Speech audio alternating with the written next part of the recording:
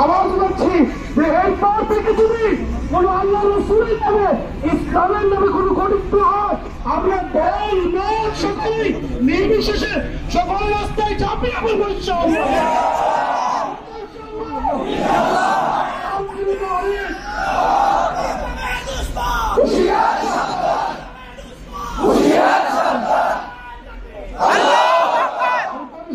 বলতে চাই ইসলামের বিষয়ে আল্লাহ রাসূলের বিষয়ে আপনাদের সবাই